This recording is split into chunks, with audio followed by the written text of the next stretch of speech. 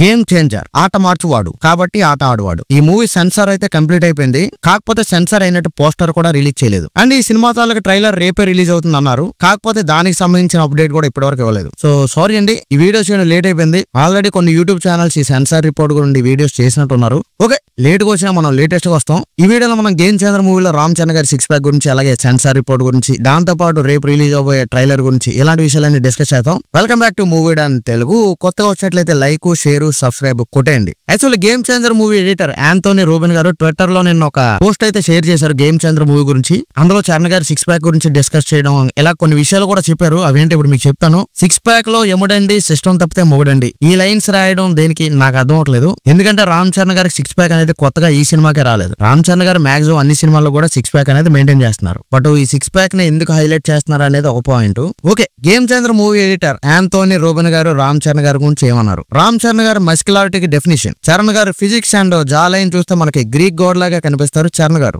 అలాగే game changer మూవీలో రామ్ చరణ్ గారి షర్ట్లెస్ తో ఒక 6 ప్యాక్ సీన్ అయితే ఉందంట.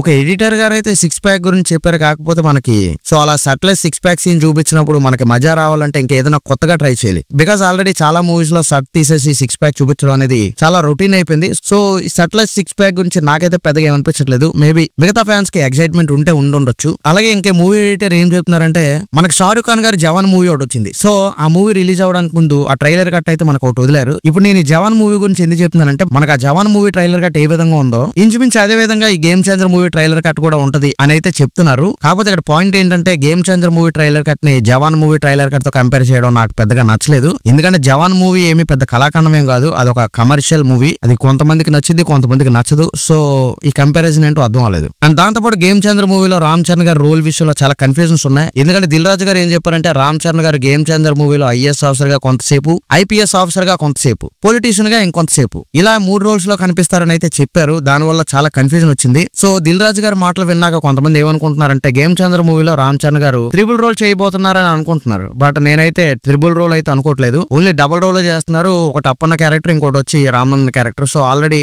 గేమ్ చేంజర్ మూవీలో రామ్ చరణ్ గారు రోల్ ఐపీఎస్ ఆర్ ఐఏఎస్ అనేది ఒక వీడియో కూడా చేశాను, కావాలంటే మీరు వెళ్ళి చూడొచ్చు. ఇంకో విషయం ఏంటంటే, మనకి రేపు రిలీజ్ అవబోయే ట్రైలర్ లో మూవీ ప్లాట్ రివీల్ చేయకుండా మూవీ మీద ఎక్స్పెక్టేషన్ ఇంకా హైప్ పెంచే విధంగా ట్రైలర్ కట్ ఉండబోతుంది అని చెప్తున్నారు. ఆయన మూవీ ప్లాట్ రివీల్ చేయకపోవడానికి ఏం లేదు. ఆల్రెడీ మనకి మూవీ ప్లాట్ ఏంటో ఫస్ట్ ట్రైలర్ లోనే అర్థమైపోయింది. సినిమా ఏ విధంగా ఉండబోతుంది అనేది కూడా తెలిసిపోయింది. బట్ వీళ్ళు ఎలా ఎందుకు చెప్తున్నారు అనేది ఒక పాయింట్. ఓకే, ఇంకా మనకి రామ్ చరణ్ గారు ఐపీఎస్ లుక్ విషయానికి వస్తే, ఇంతకు ముందు రిలీజ్ అయిన ట్రైలర్ లో కూడా ఎక్కడ మనకి రామ్ చరణ్ గారు ఐపీఎస్ ఆఫీసర్ గా గానీ, కాకి యూనిఫామ్ లో గానీ ఎక్కడ కూడా మనకి రివీల్ చేయలేదు. సో రేపు రిలీజ్ అవబోయే ట్రైలర్ లో మనకి ఐపీఎస్ ఆఫీసర్ లుక్ ఆరు ఈ కాకి యూనిఫామ్ తో రామ్ చరణ్ గారిని రివీల్ చేసే ఛాన్స్ అయితే ఉంది. అండ్ ఇంకా ఎడిటర్ గారు మూవీ గురించి ఏం చెప్తున్నారంటే, game changer movie regular commercial movie అయితే కాదు, శంకర్ గారి మార్క్ తో మనం ఒక అద్భుతమైన మూవీని అయితే చూడబోతున్నాం అని ఎడిటర్ చెప్తున్నారు. బట్ రెగ్యులర్ కమర్షియల్ మూవీ కాదు అని చెప్తుంటే నమ్మడానికి అయితే కొంచెం కష్టంగా ఉంది. ఎందుకంటే ఆల్రెడీ ఇంతకు ముందు రిలీజ్ అయిన ట్రైలర్ బట్టి చూస్తే మనకు అర్థమైపోతుంది ఇది రెగ్యులర్ కమర్షియల్ మూవీయా లేకపోతే ఒక కొత్త ఫార్మాట్ లో ఉండబోయే మూవీ అనేది. సో